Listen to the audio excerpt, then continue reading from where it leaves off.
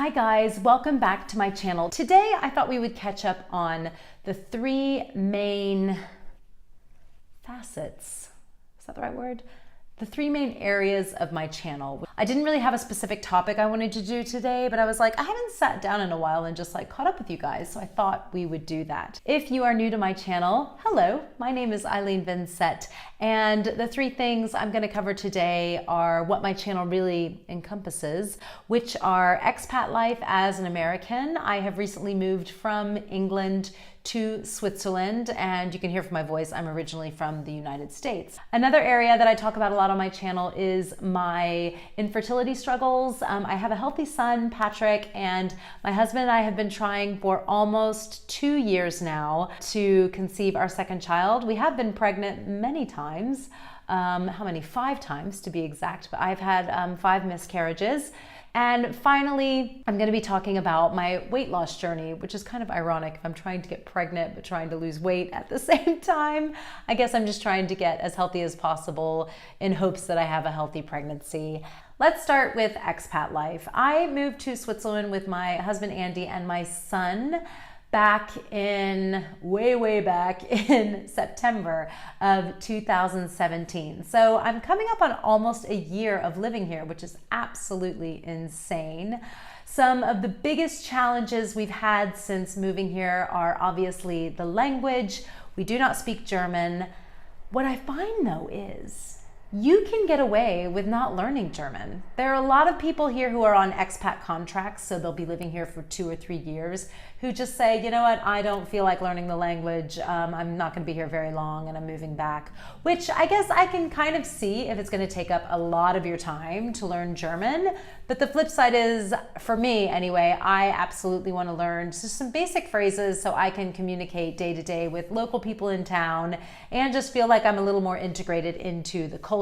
My husband and my son and I, we don't know how long we're going to be here. So I would hate to be here 6 or 7 years and not have picked up any German. So with that said, I've been taking for a few months now and my German is starting to come along, I have to say. I'll give you a little taster, hold on. Hallo.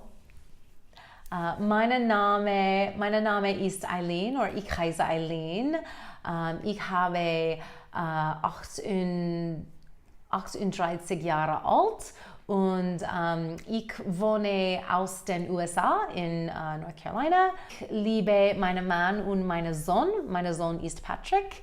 Er hat 3 Jahre alt und ich liebe. Basically, I said, my name is Eileen, I'm 38 years old, I come from the USA, I live in Zurich, I have a husband and a son, and my son is 3 years old. That's all I got. But you can see it's starting to come along a little bit, and I'm absolutely desperate to be fluent because I can't wait to just be able to say, yeah, I speak German. Y'all, it is a hard language though. It is hard.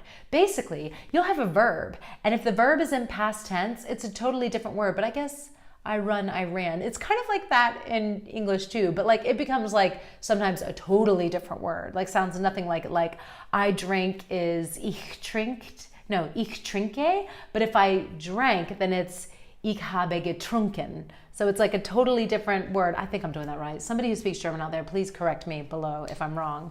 But it's hard, it's hard. So I get frustrated sometimes, but I'm one of those people, I absolutely don't care if I make a complete ass of myself in public trying to speak this language. And it's really funny. I'll go into Starbucks and I'll be like, ich möchte bitte eine Kaffee mit Milch. And they're like, I speak English, you can speak English. And I'm like, nein, ich lerne Deutsch. I have to speak German. If I don't speak it, I'm never gonna learn it. So I muddle my way through and it's going. I went to the pharmacy the other day to ask for cream for chicken pox for my son. And my son doesn't have chicken pox, but I want to have it just in case he does get it. And I didn't know how to say chicken pox, so I was like, poulet pox, because poulet is chicken. He didn't get it. We had to bust out Google Translate to try to muddle our way through it.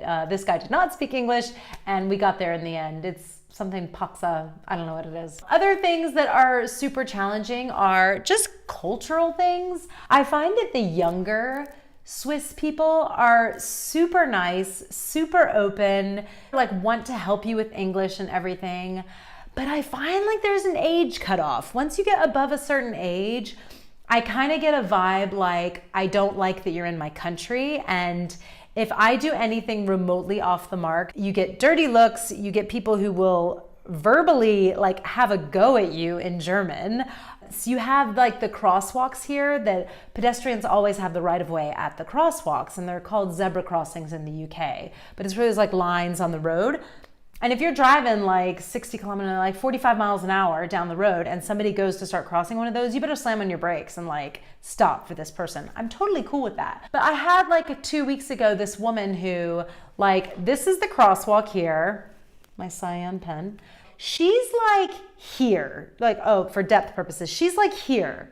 She's not here ready to cross the road. She's not even at the crosswalk yet, yeah? So I don't slow down and I look over and she's like, rah, rah, rah, like waving her arms at me like I've killed somebody, apparently. Like that is like the reaction to fit the crime here. She's so angry, and she was above a certain age. And I started laughing. I was like, relax. Slow your roll, honey. So those are kind of like little adjustments. Finally, I would say the food. I mean, we eat a lot of sausage, y'all. I mean, bratwurst sausage all the time. It's like very German and Swiss, I guess. And I kind of miss not having that as the main option when I'm out at a food truck or out at like, I don't know, like when you go to the pool when you're a kid, you have a burger and fries. Like here you have a sausage, hot dog kind of thing. But it tastes good, it's fine. I struggle with snack food for Patrick still. I always, like anytime somebody's coming to visit from the UK or from America, I'm like, what snack foods can I get them to bring over for Patrick? Because I just find everything here is like cakes and breads, and I really miss kind of like the fruit, like, Skittles isn't right. What do you call them? Not important. They're called bear claws and stuff in the UK, but just little fruit snacks for Patrick. I really miss those. So that's a big adjustment. And otherwise, I don't know, like my parents came a few weeks ago and they were like, do you want us to bring you any foods from the States? And I haven't lived in the States so long now. I really don't miss anything from the States per se. But I have friends from the States here who like, they'll get people to bring over like brown sugar in bulk because the brown sugar here is a different consistency. Whereas I think I've lived in Europe now, I'm kind of used to, you just kind of adapt to the ingredients in front of you, because I know Swiss people are capable of baking, so the brown sugar must be okay. It's just going to be a little different to the United States, and I'm super, super open to that. So that kind of covers how things are going with the expat portion of life. As far as our infertility and recurring miscarriage. Hooray, hooray, let's celebrate. I haven't had another miscarriage in the last 2 months, because that's the way it goes with me. I think I've had 2 this year, and we're not even halfway through the year yet.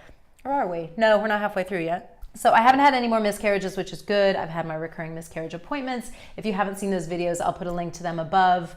And now we're just trying to get pregnant again, really. I'm not pregnant this month. I've just gotten my period.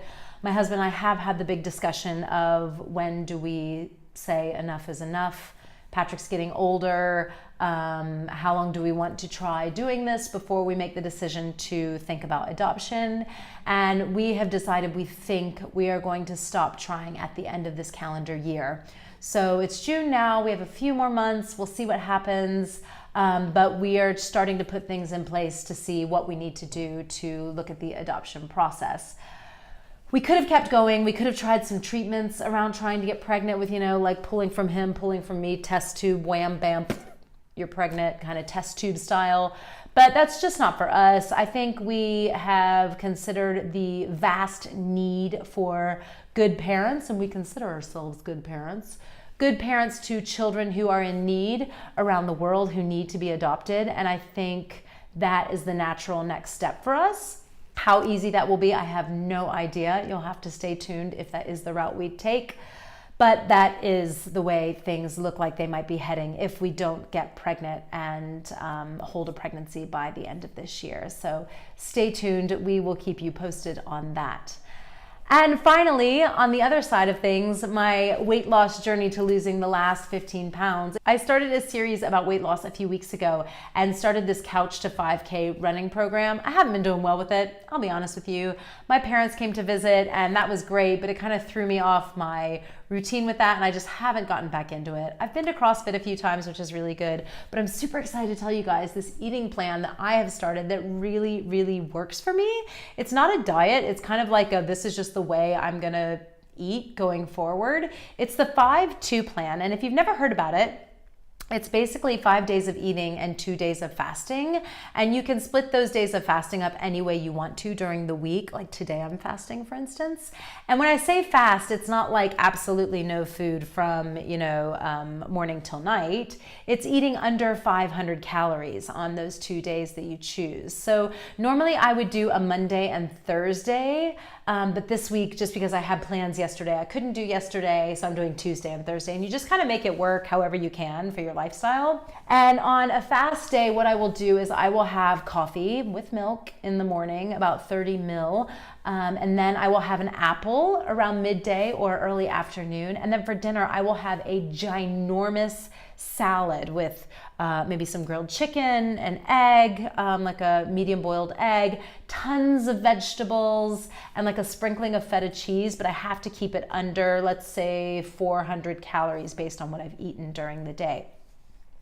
The thought process behind this diet is that before we had access to food 24/7, humans in evolution would go a day or two without eating because we were hunters and gatherers. So our bodies really don't need tons of food all the time. So like I say, it's not a complete fast, but on 2 days, I really strip it back and I don't eat a lot. So basically, I'm hunting, but I ain't gathering food that day.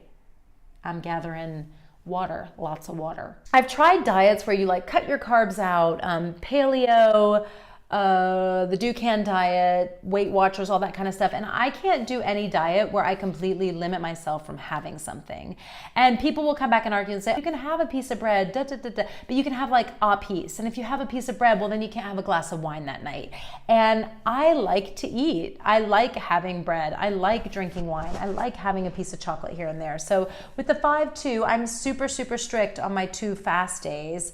But on the other days, if I'm going out the door to German and I'm like, oh, I'd like a little piece of chocolate, I have a little piece of chocolate. Or that night, I'll have a glass or 2 of wine, it's fine. And I found that I have started losing a bit of weight doing it this way. Like you can tell from me talking right now, I have tons of energy and I haven't eaten anything yet today. I'm gonna have an apple in a few minutes.